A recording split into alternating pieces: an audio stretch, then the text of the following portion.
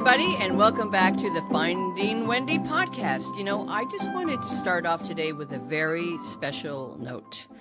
So, I have been doing some research, and I want to make my podcast more organically discoverable on all of the different podcast platforms. So through some research and looking for the best way to do this, I have decided to change the name of my Finding Wendy podcast to Wellness and Willpower. So say hello to Wellness and Willpower, overcoming cravings, chaos, and coping with strength. Real talk on addiction, mental health, and long-term weight management. So why the change? As I mentioned, I want to help more people find this show. So organic discoverability, choosing a name that clearly reflects, I can't talk, with this podcast and what it's all about. So why are we here today? Well, I am very, very pleased to introduce a very special friend. So today I'll be speaking with Chad Tailor. So just a bit about Chad. Chad is a Toronto-based filmmaker, screenwriter, and educator at the Toronto Film School. His work draws deeply from his lived experiences and explores themes of identity, addiction, resilience, and redemption. He's known for telling bold, emotional, charged, and socially relevant stories that shine a light on subjects many shy away from, like grief, family trauma, coming out, and recovery. His short films include A Done Deal, which he garnered over 100,000 views on YouTube. Congratulations, Chad. That's amazing. Forgiveness in F Minor, a queer short about healing and reconnection. Finesse, a witty mystery comedy. And Memento Mori, a powerful drama centered around Canada's MAID program, which is the program for, what's the MAID, the acronym for, Chad, again? Medical Assistance in Death. Yes, Medical Assistance in Death program, which was recently nominated for the Writers Guild of Canada Screenwriting Award and won Best Short Film at the Toronto Independent Film Festival. Congratulations. Chad is also a passionate mentor, now teaching at the very school that helped turn his life around. He continues to inspire the next generation of filmmakers while creating meaningful, impactful films on his own. From rock bottom to real, R-E-E-L, from rock bottom to real stories that resonate. So today we're diving into Chad's incredible journey. So grab a coffee, get comfy. I got my coffee. Let's get in it, Chad. And thank you so much, Chad, for coming today. Thank you for having me, Wendy. Yes, it's great. And we'll just right off the bat, you can learn more at www.tailoredfilms.ca/filmography. So we'll talk more about that. We'll have the link in the podcast notes as well. So let's kick off with your film, A Done Deal. Over 100,000 views on YouTube. That's huge. So take us back to 2013. What was going on in your life that inspired that film? Well, where to start? The film A Done Deal is it's based off of my true story of addiction and recovery. And in 2013, I was in film school at Toronto Film School, and I had the opportunity to make a thesis film. And I always thought that my story was something that I wanted to bring to light, to also like help people see somebody going through it and somebody who has recovered, and also as a bit of therapy for me, to kind of explore those narratives from a sober perspective. Right, right. So if you want to just share some insight about the DIY process, writing, directing, producing, editing. Yeah, I was the producer, director, writer, editor, location manager, production designer, all of that. I was in my sixth term at Toronto Film School, and it started out as just a scene and slowly evolved into basically my whole story, or one chapter of my whole story, when I was starting to hit rock bottom, being addicted to methamphetamine. Yeah. And the writing process was really based off of true encounters that I had with friends. The names were changed and so on, and some things were exaggerated, a little dramatized for film. But I really stayed true to what got me leading down to my rock bottom. Yeah. That's where I started with the writing. And then the producing, I thought, where am I going to film this? What locations am I going to find? And I thought no better place than to go back to my hometown where I lived through this chapter of my life. And And what's the also, name of this hometown?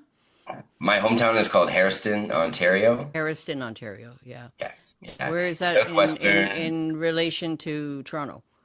It's around 2 hours northwest. It's just north of Kitchener-Waterloo, Wellington County, farmlands, and such. And so that's where I grew up, and it's it was it's a very nice town. It just there wasn't a lot to do, Right. and we found the boredom Yeah. really got to us, and that's what kind of started the drug use. Yeah, so that when I watched the film, I guess you call it sort of a biopic as well. So it was a very shocking film for me, knowing that it's based on your life story, but the ending is not your life story of the film because I'm not gonna.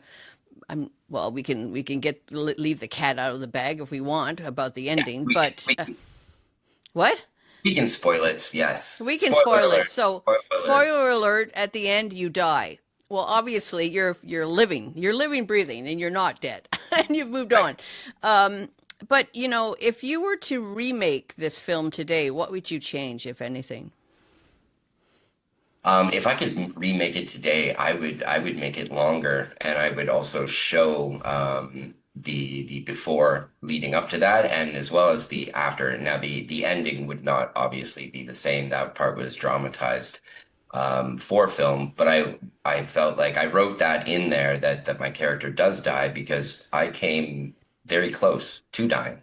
Right. If I hadn't if I there yeah if I hadn't made one turn, I might not be standing here today. Yeah. So And obviously you made it over 10 years ago, so your filming technique and your whole process of creating film has changed and improved vastly over the years as far yeah, as, the actual technical part of making a film. So let's just jump right into your personal story. So you spoke and you speak candidly about addiction, and you started with weed and you progressed to meth and cocaine.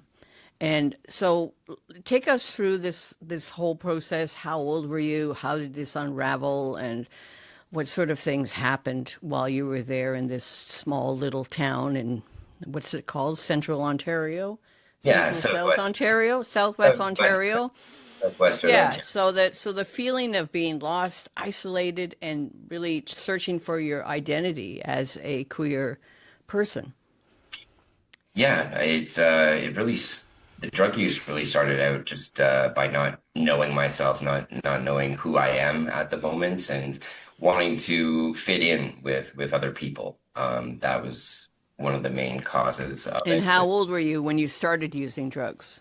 I was around 18 or 19 when we Yeah. started, and it was just a typical, the drugs are at a party that you're at with your friends, and you do them, and then it goes on. It became like a weekend habit, which then slowly started consuming me and consuming my life and consuming my train of thought. So that was all I was really focused on after a while.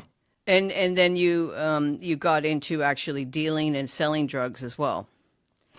Yeah, at one point it just became more economical for me to be dealing to support my habit because I couldn't keep a job, after so much use.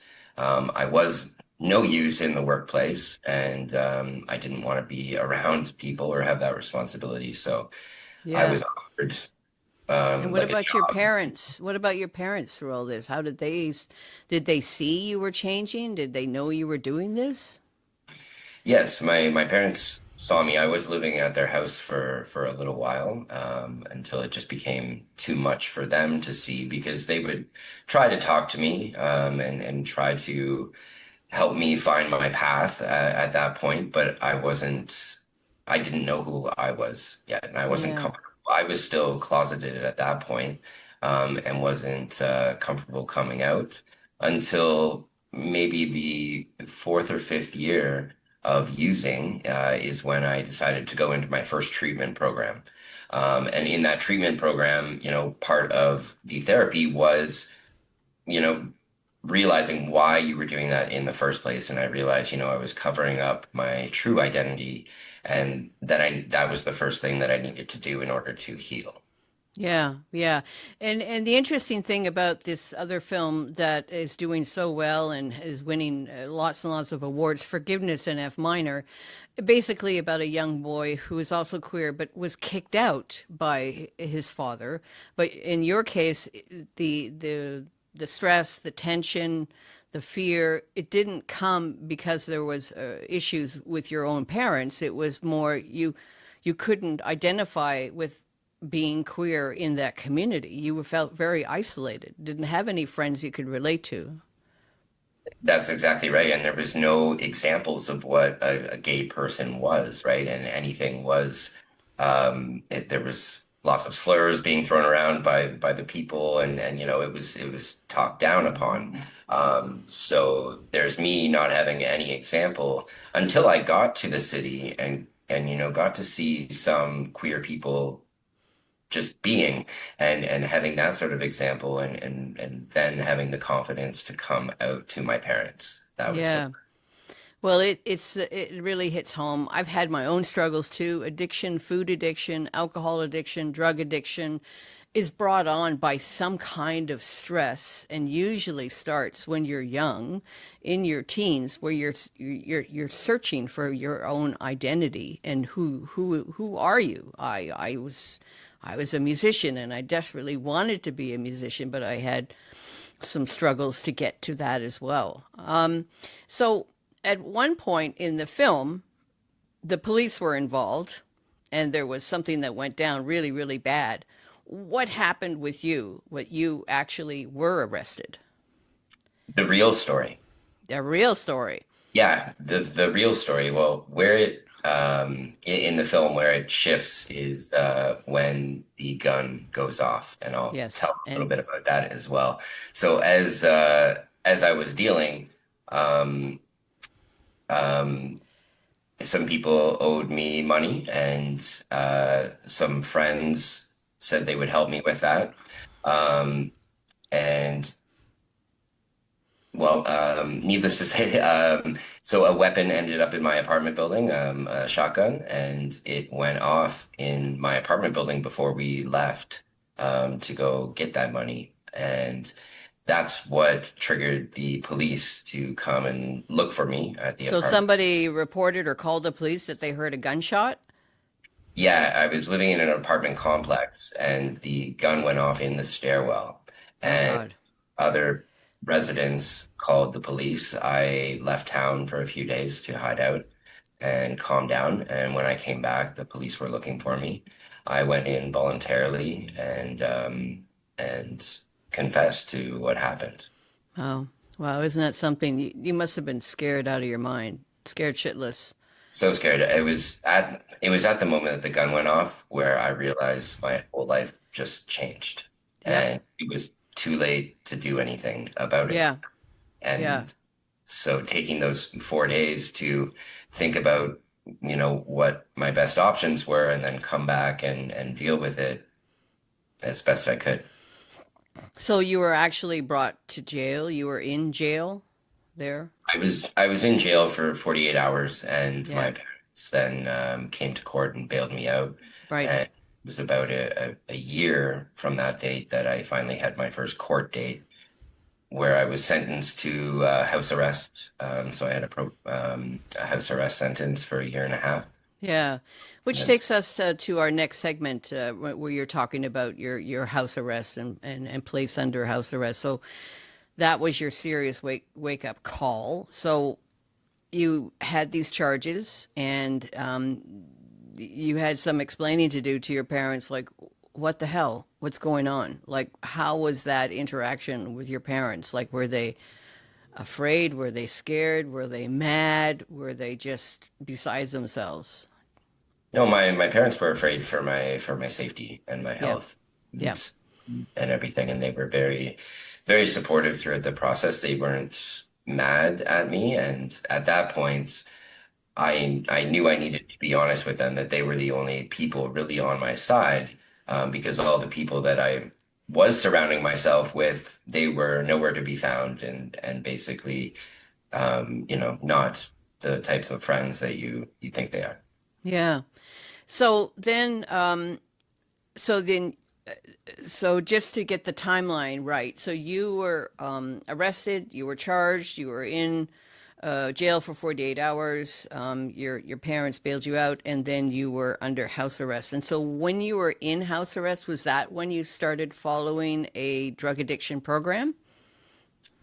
No, actually, I did the drug addiction program before the whole event started happening. What happened with the rehabilitation program was I ended up signing myself out after 30 days, and because I didn't feel that it was right for me, and it wasn't the right time for me, so I ended up relapsing, which then led to the events in my. Oh, so it was a relapse. I So see. it Okay. was it was my first attempt at getting clean, going Right. to a program. But again, if you're not ready to quit yourself and aren't ready to confront those things, well, I had only confronted one thing, just coming out as queer. That was the first step. The Right. second step was why else am I using? And I really found it was the environment that I was in that small town, being queer, not having an outlet for myself or my own creativity, and knowing that I didn't want to have to work on a farm, I didn't want to do construction, all that, and it was acting and filmmaking that was my passion, and I needed Yeah. to get out of the small town in order to do that. Yeah. The terminology "finding your tribe." It's something that I have the book behind me that reminds me, Atomic Habits, which is a fantastic, fantastic book, and also talks about finding your tribe, and finding a purpose or a group of people, or just finding someone that has a similar interest to you and helps you grow as young teenagers and young people. That's the struggle for so many people, and they go off to post-secondary school and hopefully find it in university, and some people never find their tribe, or they don't know that they have a tribe, or just stumbled upon it accidentally. I stumbled upon the fact that I really love playing music accidentally, and so many creative people that I have come across and discovered. It was kind of a happenstance discoverability that I really like doing this. This is fun. Wait a minute, I like to perform. Or wait a minute, I like to act. Or wait a minute, I like to direct films and make films and write stories.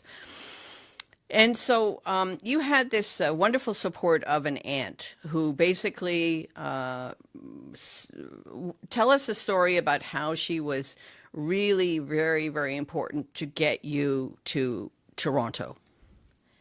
Yeah, my aunt, she was, that cool aunt that we all have that cool aunt or cool uncle that we look up to, that we can, we feel that we I, can, I'm hopefully considered the cool aunt in my family. Yes, right? I hope that as well with me, with my nieces now as well. my nieces and nephews too. How many nieces and nephews do you have? I have two nieces. I have five. And so I felt comfortable opening up to her. She was always like a wise lady that I always respected. And so she took me in at one point, and I lived with her for a couple months. And And that was where? In what? that was In, in Brampton. in Brampton. You're Yeah, closer to Toronto. I was closer to Toronto, but so, getting out of this small town really made me realize that, oh, okay, I can make it in the city. I have like a network here, a family. It was my aunts, my cousin, and their family. And so how did you get from Brampton to the Toronto Film School, or going and getting interested in becoming, so what was the aha moment, the Oprah aha moment where you thought, I like this, I like acting, or I want to go to the Toronto Film School? Yeah, it was a conversation with actually like my cousin, who was talking to me, like you need to find your path, right? Like you used to love being in theater, you used to love acting and love working. My father worked in the film industry as well, so Okay. that kind of inspired me to take that path. And it was in the ending phase of my sentence and at my probation that I knew I had to make a plan for myself in order to actually stay sober, to actually get out of the whole mess of addiction and everything like that. So I realized that, okay, what did you love doing? Acting was my number one. So I went online and I started applying to acting schools. And Toronto Film School was the one Was that the one. offered me an audition. Yeah. And um so and how many years, or were you at the Toronto Film School as a student? Almost the better part of 2 years. 2 years, yeah. I was there. Yeah. Yeah. And And it were was like you already starting to produce films yourself, and were you acting in other films, or how did that work? Yeah, right from the get-go, right in term one, I would join the acting program, obviously, but I always had a passion for storytelling. So I was making, small films with my film friends every weekend kind of thing and really exploring that. And I tell you, like that rush of doing, what you love, Yep. that feeling replaced all of the feelings that you would get from using. Yeah, for sure. So let's move on to our next segment, where you're going to be talking about some of your latest films, like Finesse and Memento Mori. And these two are completely different in tone, but equally powerful. So why don't you tell us a little bit about Finesse first off? Yeah, Finesse is a proof of concept short film about a university student named Mickey. Now, Mickey is a good person. She takes care of her younger brother. Her parents are very busy. This one day, when she's coming home from university, a classmate is stranded and she offers him a ride home, but she has to pick up her little brother first. And so the friend comes into the place and then they leave and drop off the little brother. When Mickey returns, she notices that her mother's prized porcelain egg is missing, Oh, and then it's kind of a who done it when Mickey and her cousin Danny, who I play, they try and figure out who did it. and so this film you just mentioned your character. So you're in the film, directing the film. In front of the camera and behind the camera. I was behind the camera as producer, and then I was in front of the camera as Danny, so as one of the supporting So actors. it's a lot of responsibility. There are not too many. There are a few actors and actresses in Hollywood that do that sort of thing where they're in front and behind the camera. I guess this new Apple show, what's it called, The Studio, with our Canadian actor from Vancouver. Um, uh, I went off script, and when I do that, I can't remember anybody's name. It just happens. He just I'm very he bad wrote with a book. names. It's called the Yearbook. Oh my God. Okay, doesn't matter. Anyways, so then, and so, how long ago was this film, Finesse? Is it this recently? Yeah, Finesse was filmed in October of last year in Oh, 2020. okay, so very recent, yeah. Yeah, And that so that, yeah, and this other film, Memento Mori, what's that about? Memento Mori is about a terminally ill woman in her 50s who opts in for the MAID program, so medical assistance in dying. And so she's made the decision to end her life because she's in pain. And what we did is we focused, instead of focusing on the woman and the choice that she made, we focus on her friends and her family. And she basically gathers her friends and family for her final day to help her celebrate her life and help her pass. And it's about their reaction to her choice and how it affects others and how others need to process this big, huge decision that is not Right. theirs. It's out of their control. Yeah, yeah. And so the other film I wanted to also touch on, Forgiveness in F minor.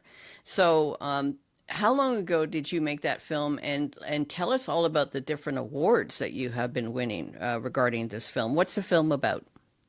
Forgiveness in F minor is about a young queer man in his 20s returning home for the first time in almost 10 years because he was kicked out when he came out as queer to his family.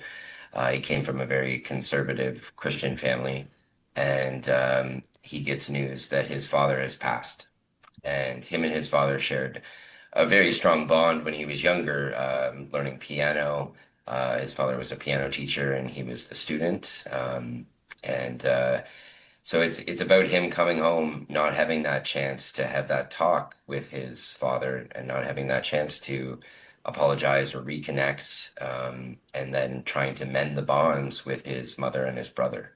Yeah, it's a story that is sadly enough very common in the queer community, where there's a young person who basically gets kicked out by a parent of their house at a very young age,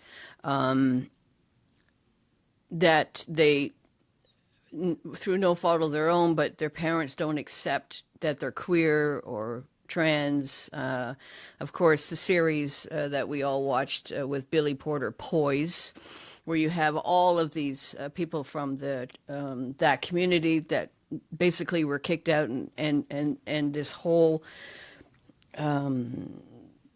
series is about an older, let's say, drag queen who takes in a bunch of younger drag queen or potential drag queens, and they all live together in a common house. And it's just so tragic that something like that happens. It really hit home for me because, of course, the title of the film, being the forgiveness in F minor. That's a great title because it's about a father who's a pianist and a son who's a pianist, but he's an artist like yourself as an artist, and thank goodness you were not kicked out. Thank goodness I wasn't kicked out either. But I mean, my whole queer journey is completely different. I didn't even come out till I was like 30. So it's really interesting. Now, I'd love to hear about all these awards that you're getting for these films, because that's really exciting. Like it's being recognized, your work, which is really, really wonderful.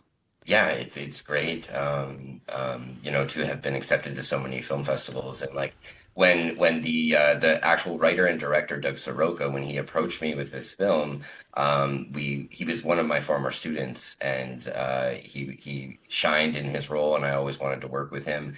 And the story just spoke to me, even though I didn't, have an exact connection to that. I still felt that, right? And I was hoping audiences would feel the same, which. We've won Best Drama Short at the Niagara International Film Festival. We've won Best of the Fest at the Queer Expressions Film Festival, Best Male Director. We've got nominated for Best Cinematography and Best Score. Because actually the director, Doug, he's also a pianist, and so he composed all of the theme music for the film as Oh, well. neat. Yeah. Yeah, yeah. And that's a Forgiveness in F minor. And the Writers Guild of Canada, you won that for the which film? Well, we've been nominated for a screenwriting award for Memento Mori. Uh, Okay. the award gala is on the 28th of April. All So right. just very nice to be recognized, by the Writers Guild, and to be able to be in the same room as some really high big players. So take us through the process of where these stories come from. So if you're thinking like working on a project, do you work on one film at a time or many films at a time? And and you like, is there a process where you're talking to someone and they tell you an interesting story and you're thinking, I could make a film about that. Just like I could interview you for one of my podcast episodes. Right.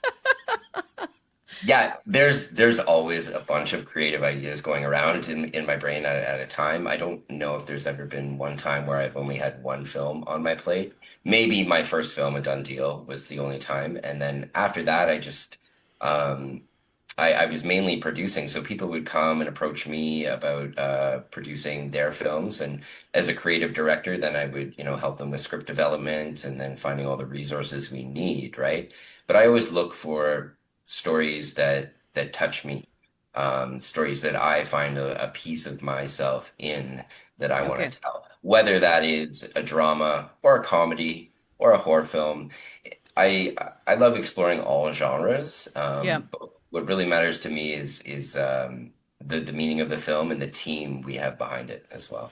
And how does that work with funding for, it's great to have all these ideas and say, okay, I'm going to make a film about this, or I'm going to make a podcast about this or that. These things cost money. How do you do that? How do you put together, do you have investors? Do you go to someone and say, I want to make this film, it will cost $100,000 or $20,000? Yeah, normally what I do is when a script lands on my desk, immediately start thinking, okay, what is the budget for this film? Where are we going to get the funds? There is lots of grants that you can apply for, and then also a lot of our personal funds that go into it as well, doing some crowdfunding, and that sort of thing to get the job done. So when we skipped to sort of an important part about you, and that you've gone from the Toronto, being a student at Toronto Film School to an actual teacher at the Toronto Film School. So how did that process work? Because if you're talking to your students and you're saying, "Well, this is a great idea to have and put together a film. Let's work on the story. Let's work on the direction. Let's work on what we need."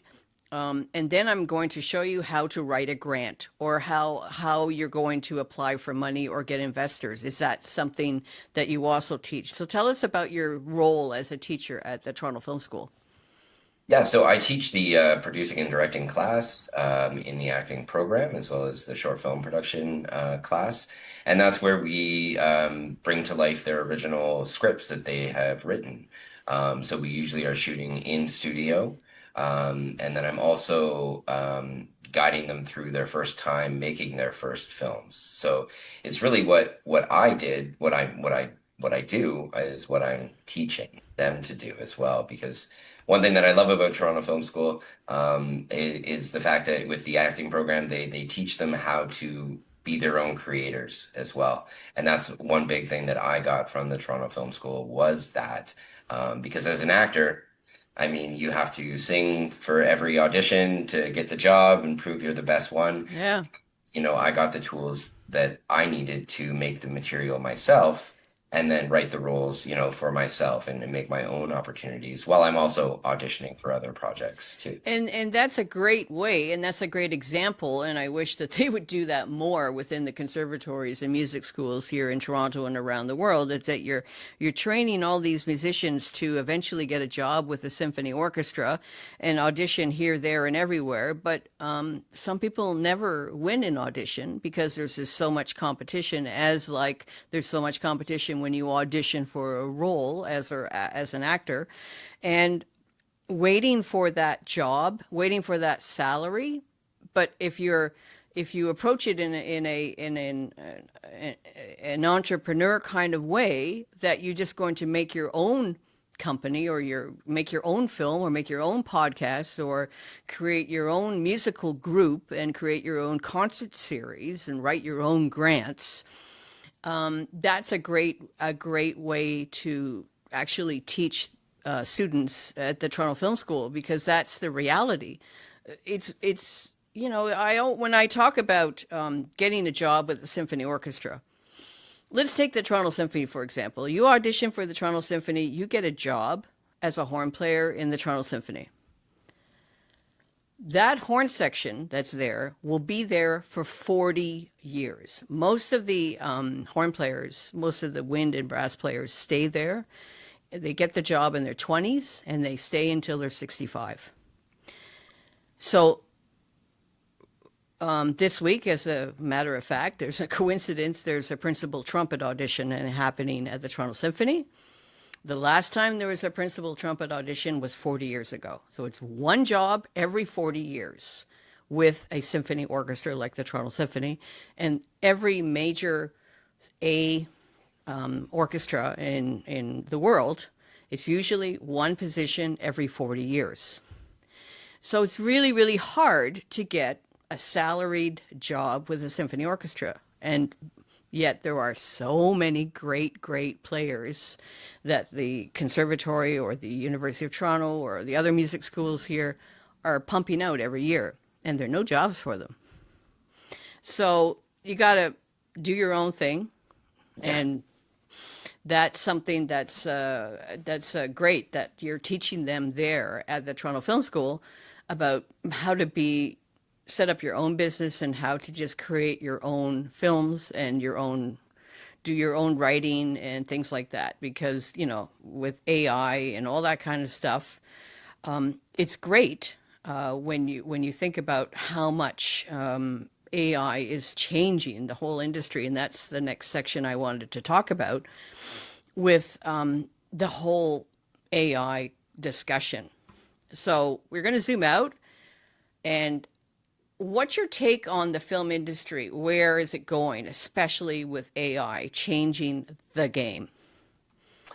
Yeah, AI is it's the future, and I know there's a lot of people. I myself am still a little bit hesitant, but I know that we need to embrace these tools and use them to our advantage. It is it's a tricky situation, especially being an actor. There's a lot of things that the union is fighting for and in negotiations for in order to make sure we're safe, our image and likeness is safe, and that studio execs don't just get to replica us playing a role in a film that we didn't sign up to necessarily. Yeah. It's a little scary as an actor.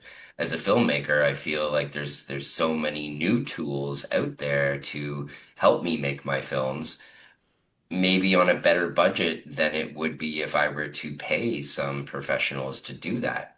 Now, it's like, okay, so there is probably going to be some job replacement in some cases, which is unfortunate. But for indie filmmakers, when movies cost so much to make, you have to squeeze every penny you can. So if you need to use AI, then that's what you do in order to make your film. If you don't have the $1,000 to pay someone to Well, do and you describe yourself as an indie filmmaker, meaning someone who has got a very, very, very small budget compared to the multi-million-dollar budget of these blockbusters from any of the Marvel films or whatever, or any of the cartoons. Where nowadays, when you watch a cartoon and you're watching the credits, there are, I'd say, 2,000 or 3,000 people working on the film in just animating it, and that costs a lot of money. But with AI, there's an awful lot of animation happening as well. Right. And I feel like, we're not going to get rid of AI. And I feel like it's going to be its own subgenre of film, right? So there Right. will be AI films, right? But then there will be films made by real people or real animators, Yeah. and it'll just become its own genre of filmmaking, right? Your own Yeah. category for Netflix, whatever that may be. Yeah. It's quite something, with licensing headaches and, how this all works with, do you actually in the credits say this section was made with AI, this section wasn't, you know, but also if you're looking at a film like this most recent Indiana Jones film where the beginning of the film, you're seeing a Harrison Ford in his 30s, and then all of a sudden, after 15 or 20 minutes, then you see him in a New York apartment in his 60s. And I couldn't believe, I'm sure that was done with AI to make him look like he was a young Harrison Ford, Yeah. right? And that sort of stuff is scary. That's just like all of this fake fake videos you see on social media. I nearly fell for one. I thought it was Mark Carney actually talking about some sort of investment project. And I clicked on it and watched it and I thought, oh, that's cool. But it wasn't even him. It was AI created scam, you know. Yeah. And that's the scary stuff about AI. Is it real or not real? And how can you use it? I mean, I've embraced ChatGPT for sure with helping me with writing and scripting and things like that as well. Yeah, it's a very dangerous it has the potential for good and it has the potential for bad, right? And I Yeah, think these days we, the consumers of media and everything, we need to know that and then make our decisions accordingly, right? Not we can't believe everything we see online or in a video, wherever that may be. We need to do our own research. yeah. And I guess for you, if you're marking your students' papers or marking your students' story, and like, can you actually tell if they wrote it or was it created with ChatGPT? Sometimes you can tell it's written by ChatGPT, but Yeah, and I'm not opposed to that.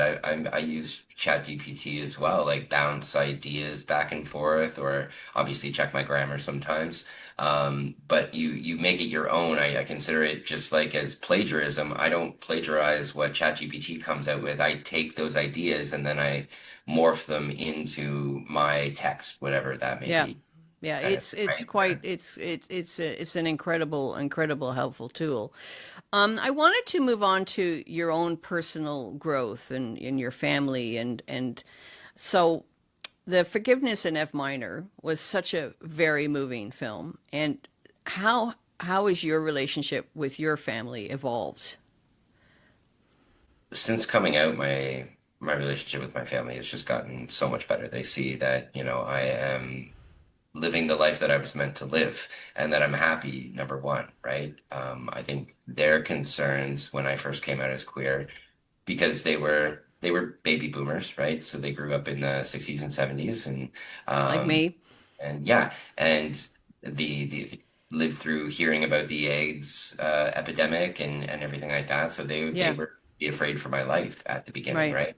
And then just giving them some education about the situation and how it's not the same anymore. Um, really made them feel better, and then also just seeing me be happy, be truly happy, and Yeah. that changed everything. And And your father passed away? yeah, my father passed away in 2015, suddenly, but we did have a good relationship up until the day he passed. Yeah. Yeah.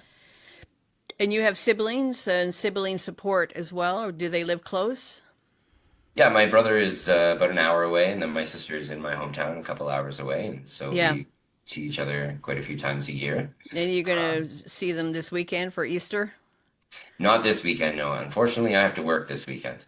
Okay. But my brother's birthday is next weekend, so we're all getting together for a big And dinner. what is work? What you're filming something? Yes, yeah, I have a What are film. you working on right now? Well, right now I'm coaching actors and I'm doing workshops with them every other weekends kind of thing. So we're shooting some scenes together and doing some scene study with that. And I have a couple other films down in the pipeline right now. I just moved into post-production for another comedy called No Match. It's about online dating. And then I'm kind of in development for a couple things for script writing. Yeah. And so do you actually have an agent who says, "Hey, I came across this script. I think this is something for you to act in," or do you do it all yourself? No, I do. I am represented. I do have an agent who Yeah. sent he looks for work for me, right? And so she's on my team. She knows what I like to do. She knows my casting hits. So once in a while, I'll get these auditions from her. But again, like I don't wait for the work to come to me, so I'm always working on Right. something, right? And I feel Yeah, like that's good. you need to do that in this industry or just in life in general. Like nothing's going to be handed to you.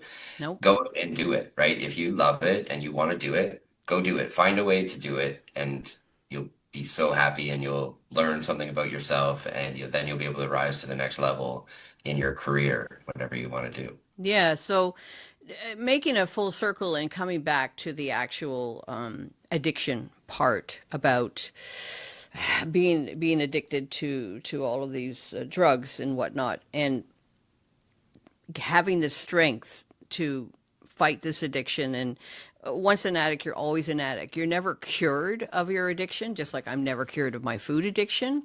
But for anybody listening today and they're having issues with addiction, a drug addiction, for example, what would be some tips and some helpful tips that you can suggest for them? I would say reach out and talk to somebody Yeah. about it. That's the first step. The first step is knowing you have a problem and then finding that one person that you trust wholeheartedly that you can talk to. A sober person, not somebody you're using with. Somebody, not somebody you're using with, a sober person, somebody A that sober is person who in has like, sobriety or or because that's it's I would suppose it's really really hard because speaking from my own experience, it's something that you would do in secret. It's something that you would do late at night. For me, late at night when I'm alone in my room, the binge eating is something that I did in secret and nobody knew. People knew because I was ballooning in size, but for somebody who is addicted to drugs or coke or whatever, sometimes you can't tell. They're just like, oh, are you okay? Yeah, I'm fine. Let's go. Let's just do our thing, and they don't share it with anybody, or they can't seem to get out of this constant circle of every day it's the same. I try to start the day with today is a day I'm not going to take any drugs, or today's a day I'm not going to eat any crap. And by the time the evening comes, you're going to be going out with friends or you're doing something that reminds you about, I need my hit. mhm. How do you get out of this? Is that through the people that you reach out to, the specialists and drug addiction specialists? And Well, I think it takes knowing, like finding out the reason why you use in the first place. Why are you taking these drugs? What are you going to replace it with? What are you masking with using, right? And then trying to deal with that issue, whatever it may be, right? In some cases, it's maybe the environment you're in. Okay, get yourself out of that environment, right? yeah, Okay, to start afresh, no matter what age you are, it does not matter. And to have sometimes it's good to go where nobody knows you, where you don't know anybody, and you can just start with a clean slate, and be able to build up bit by bit, day by day. And really, it is one foot in front of the other, day by day, because yeah, said once an addict, always an addict. I consider myself the same way.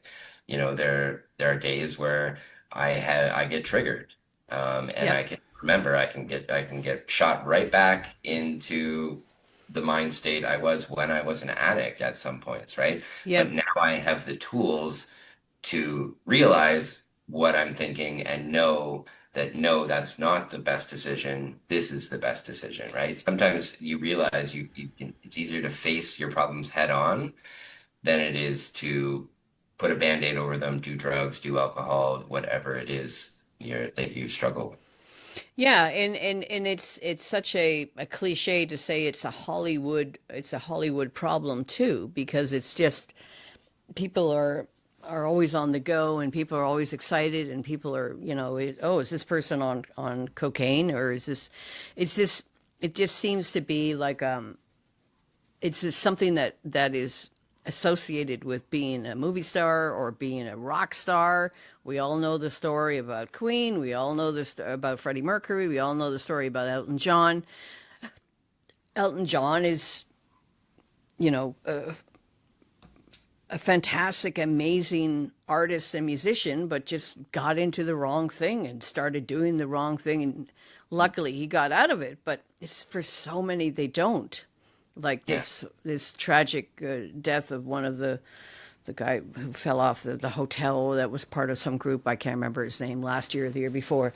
And it's just over and over and over again that you see that there's a lot of people struggling with alcohol and drugs. And I mean, Yeah, even our beloved Chandler from Friends, right? Matthew, right, um, things. But you know what? For every one of those celebrities that you mentioned, there's probably 1,000 regular people that are going through the exact same thing, who yep, don't have the exposure, that nobody knows about, that are afraid to even take the step to get clean, right? right, And don't have the money to help them get clean as well. yeah, It's so troubling. When I was trying to get into a drug rehabilitation program, there was such a wait list that it was like, if I have to wait 8 months to do this, I know I'm going to relapse and it's just going to get worse for the next 8 months until I okay, can get into something, right? So, like if there was just more resources out there for people,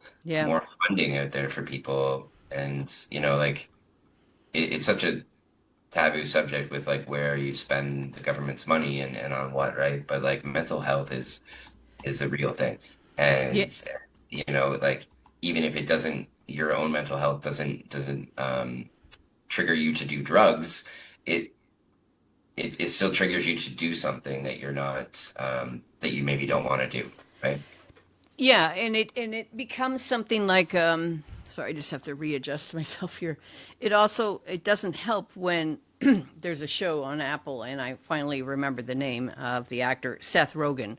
So Seth Rogen, he wrote a wonderful book. It was hilarious, yearbook, all about his whole drug story in Vancouver, and I recently listened to him on a podcast, and he's always joking about how high he is all the time, and he makes it sound like, oh yeah, well it's okay, it's quite okay to do this, but it's not, in the sense that if you don't have control over yourself and you get to the point where you're going to be doing illegal things, which happen to you with drug dealing and things like that, or you actually die, it's not okay, and that I, I I think it's, especially since the pandemic, I've noticed here in the village that people are really struggling with drug and alcohol abuse, that they just don't know what to do, so they're just going to drink or they're just going to take drugs to escape life, reality, or everything seems fine when you're behind a cloud of whatever. Kind of like me with my binge eating. Like if I'm feeling good, I eat. If I'm feeling bad, I eat. So it's a trigger, right? Yeah, no. And I mean, I still have my days where I don't want to get out of bed. And sometimes I just allow myself to have those days. Yeah. Sit here, eat a tub of ice cream, feel sorry for myself, but then the next day wake up with a fresh face and then force myself to do something, right? Like we have to let ourselves process whatever it may be. We have to allow ourselves some grace in those moments. But then we just need to recognize in those moments that, okay, we're allowed to feel this way. But okay, what are the bright steps that I need to take to not feel this way? Yeah. And speaking of steps, because you have like with AA, the 10-step program and all that kind of thing where you're trying to practice sobriety.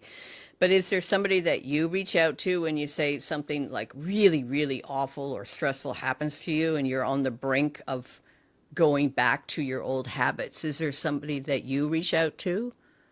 Yeah, there's probably like three friends that I call all the time when I'm troubled and when I'm having bad thoughts or something, right? Yeah. So It's so, It's an important message for anybody. You cannot do it alone. It takes a village. no, it You does. you can't keep it inside. I have this podcast because my my broadcasting of my issues to the world, to anybody who's listening to me, that's the way that I am able to stay on track, because you're never ever not going to be an addict. It's always there. But the path that you take to keep you from going back to those old bad habits is really very, very important. Very, and having that thing to wake up in the morning and to do, right? And to feel accountable for and to feel like you're making a little bit of a difference, whether it's in your life or somebody else's life, right? Yeah. Having that It's purpose. it's really true. And so your journey is a reminder that we can turn even our darkest chapters into something meaningful and creative, right?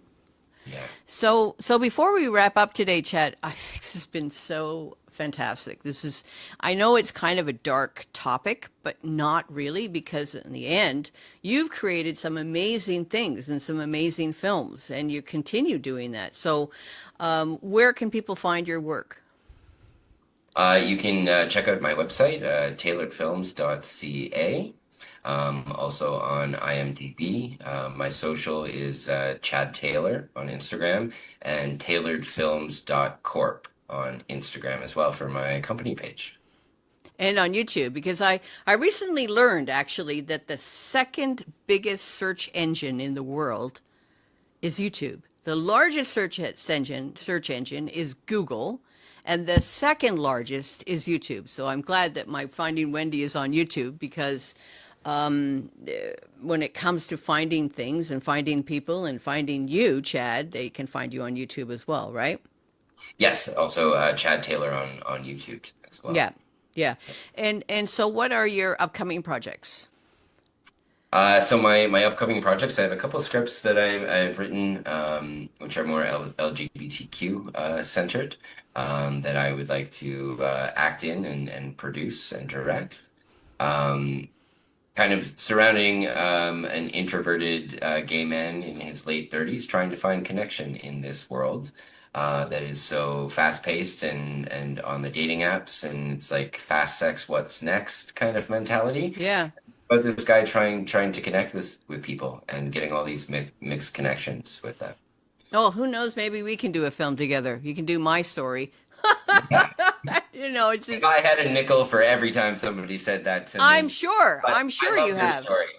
Yeah, But because no, I feel like everybody should tell their story, whether yeah, it's through a podcast, whether it's through a book, whether it's just through talking to other people, right? Or making a movie or whatever you need to do. I'm Get out, trying to tell make your this story. more of a chat show. And are you planning to write a book one day, by the way?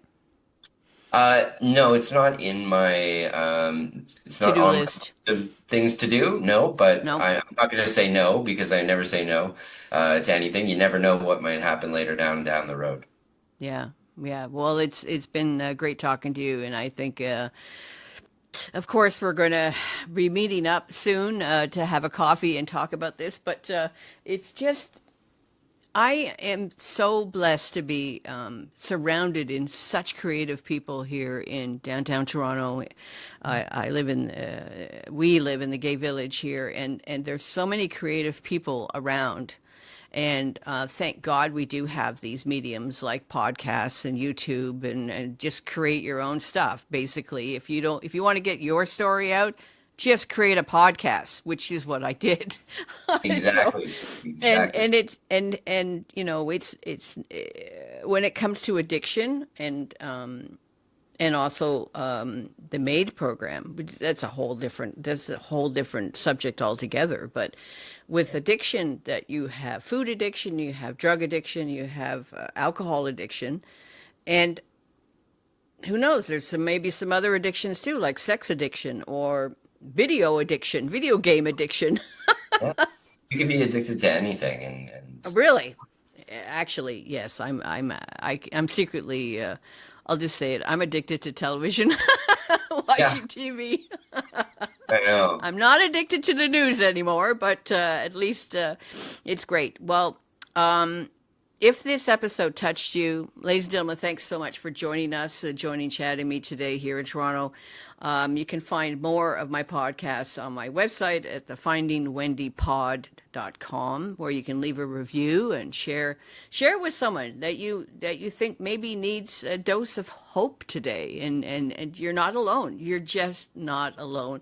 And if you've got a story to tell, reach out to me. And thank you so much, Chad, for coming today. And until next time, we're going to keep creating, keep dreaming, and finding the right path together, and finding and staying on our path of healthiness. So everybody, thanks so much, everybody, today. And thank you so much for coming, Chad, and we'll talk to you next time. Yes, thank you so much. Have a great day, everyone.